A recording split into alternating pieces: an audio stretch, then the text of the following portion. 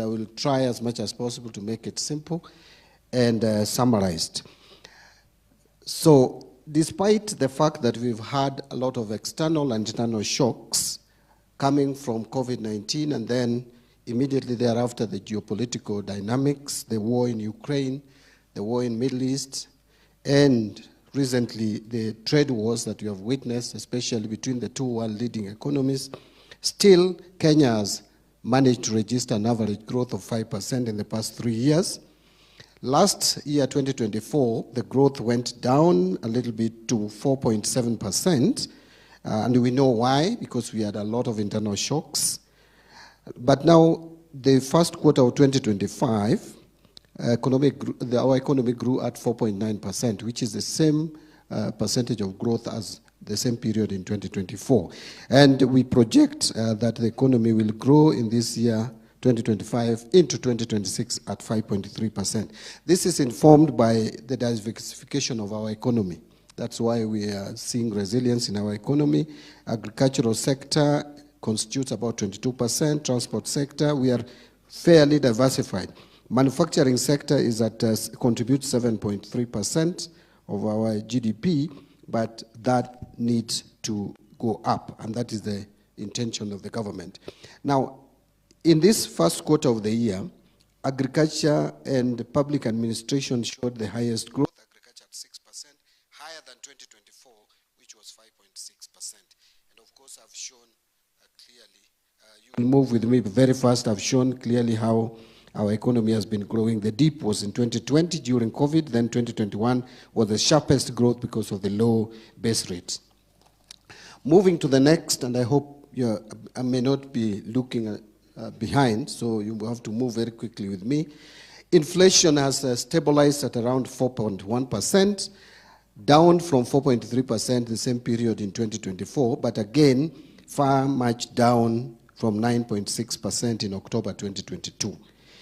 I have shown clearly that energy prices have been going down or declining, and food prices have also gone down, but now have started showing signs of elevation.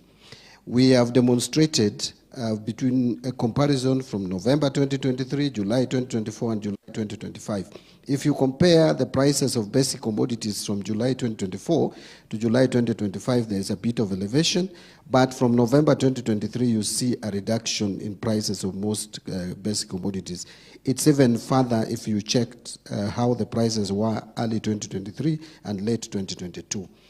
Moving to the next slide, we have demonstrated interest rates have been declining with the easing of monetary policy by the Central Bank of Kenya, and the governor is here. The interbank rate has declined to about 9.6% in July 2025 compared to 13.2% in July 2024. The 91-day treasury bill, that is the borrowing rate by the government, has consistently come down from 2024. You can see in July 2024, it was 16%. That is the rate at which we could borrow in the market, in the domestic market for the 91-day treasury bill. Today, and the last rate last Thursday was at exactly 8%. That is 50% of the rate. So we presently are borrowing cheaply in the domestic market. Lending rates have also followed suit. The rates at which banks are giving loans to the private sector and individuals has come down in terms of averages. From November 2024 to July 2025, it is 17.2% to now 15.3%. Credit extension to the private sector had shown almost negative growth. Actually, if you look at that graph, you'll see that in December 2024, January 2025, it was even negative. But now we have started seeing that the credit uptake by private sector started going up, growing at 2.2% in the year to June 2025. But that is now coming to the latest, I think, is about 3.3%. The next slide is about why we have shown resilience as an economy. It's because our current account deficit has been shrinking, and I'm sure we understand what current account is. When the deficit shrinks, it is better for our economy. Exports have been growing at about 7.7%. Diaspora remittances have shown a growth of about 12%. So those two combined have helped to narrow and reduce the budget deficit. In terms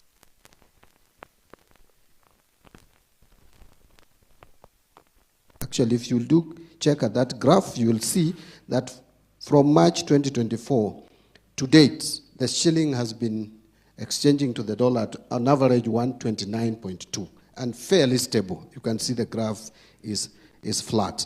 But you could see a spike early 2024, and that was because of the risks that we exposed ourselves when we indicated as a country that we may not be able to service the Eurobond that was falling due in June 2024. But after de-risking the Eurobond by buyback, then the shilling strengthened. I have given indicators at the capital markets showing very clearly that the capital markets is showing very good stability. This is clearly a reflection of confidence in our economy and also the FDI flows into the economy. We move to the risks situation, and I would say that still, despite all this rosy picture that we are painting, and it's not just a rosy picture being painted, but is the reality, but still we are at serious fiscal risks. We are continuing to register or record revenue shortfalls. We are still encountering delays in expenditure disbursements, accumulation of pending bills. The debt service cost, which I'll come back to later, is still high. We failed to receive planned external financing from World Bank and IMF, and even part of the UAE loan that we were supposed to get. There's still volatility.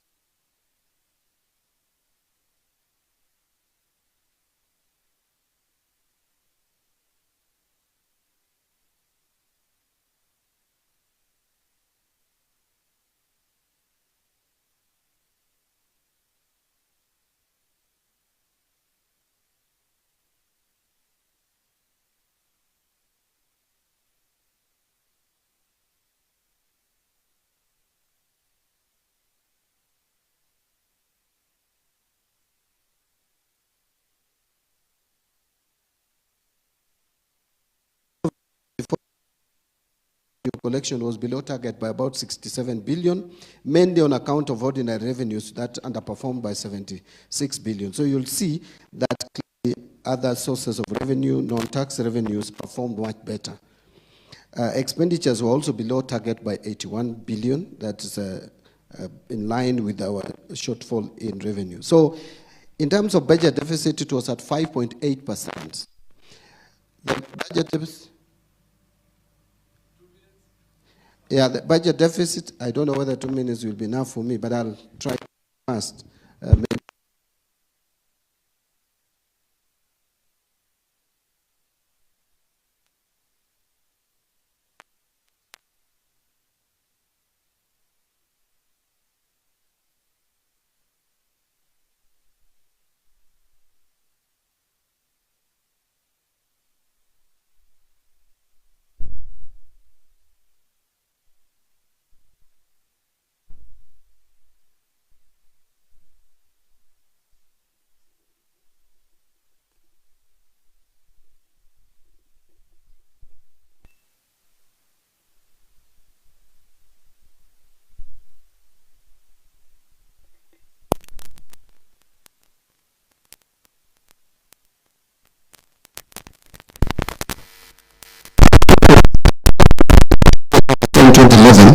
To now only about 12.9%. That is not very good. So that's why we are coming up with tax reforms to make sure that we take our ordinary revenue as a percentage of GDP to a high of, we think we can go to above 17%.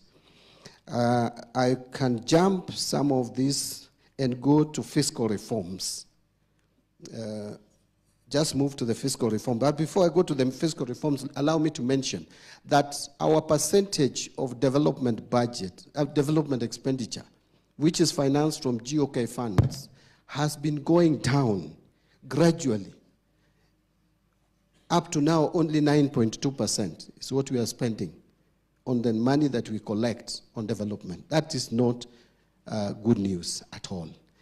And so I would tie it to the low absorption of development partner funding, Your Excellency, that we depend a lot on development partner funding, and therefore if there's also a challenge there in terms of absorption, then our economy will just generally not grow because the development will be affected. We are crowding out our development budget because of recurrent expenditure. We are spending now 48% of our ordinary revenue in servicing debt. So this is something that we must reverse. So allow me just to mention that there are a number of reforms that we are carrying out. These reforms will help us save on expenditure wastages. And that is why we are coming up with, first, we are changing our accounting system from cash to accrual basis so that we can capture all assets and liabilities. We have adopted zero-based budgeting. We are adopting single treasury account, or treasury single account. We are also implementing e-procurement. And I know my friend, my fellow FCPA and governor for Wajir, who is the chairman of COG, you have made a passionate appeal that we allow counties to still continue using manual or alternative method. I want to say, yes, I will look at, I've already seen your letter, we are looking at it, but I want to be very categorical. Your Excellency, we have no choice. We have to go e-procurement, and it must be disruptive.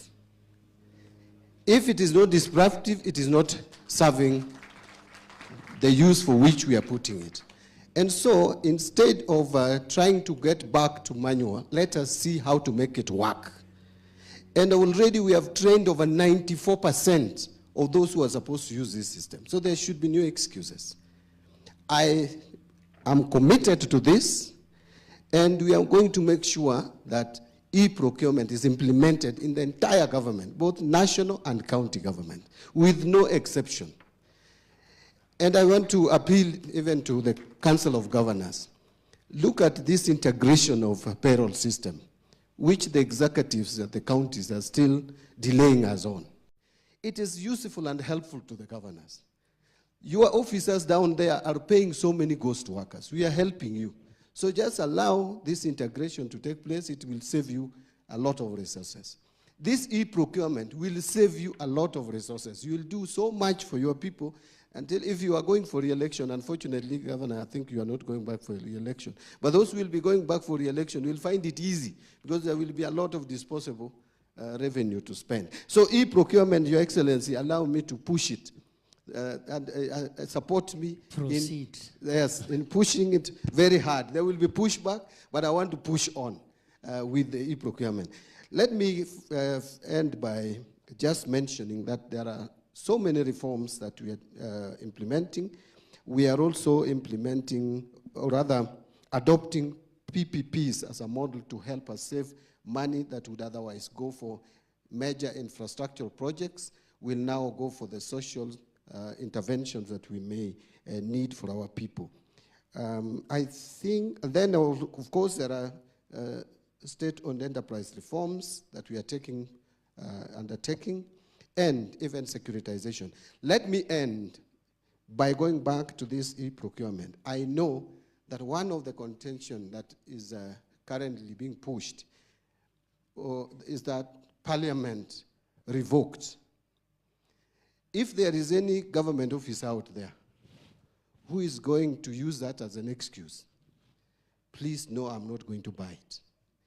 Parliament has not revoked anything, because the question I want to ask, we are implementing IFMIS as an accounting system.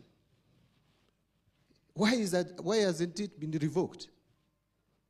Can't you ask yourself? I have issued circulars on zero-based budgeting. I have issued circulars on treasury single account. When I issue circular on e-procurement, people have a problem with it. And all these are circulars from the National Treasury. It's because people have interest in procurement. That is the truth.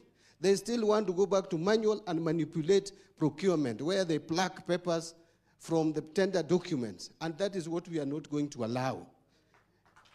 I was hired to bring change. In fact, Parliament vetted me. And one of the things that I committed to Parliament on was to bring e-procurement in government. And they congratulated me for that. So how Parliament can turn around now to say that e-procurement is violating the Constitution? Where is that provision of the Constitution? The Attorney General is here. There is no violation. In fact, the Constitution is very clear that accounting system, procurement system is a function of national treasury. We design the accounting system for government. We design procurement system for government. So there is no excuse. Nothing has been revoked. We did not present anything to Parliament to be revoked. I don't know where they got that document which they were revoking. I have not presented anything to Parliament because there was no legal requirement to present. I issued a circular to government officers to procure